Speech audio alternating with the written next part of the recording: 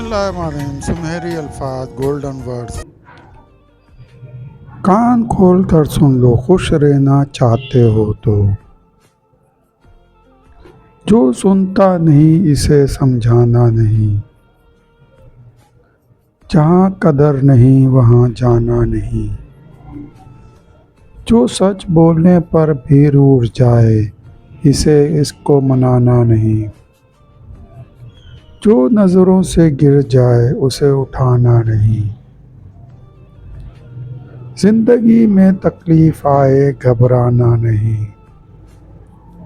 जो दोस्त मुश्किल में काम आए इससे गंवाना नहीं। जो मुश्किल में साथ ना दे उसे दोस्त बनाना नहीं।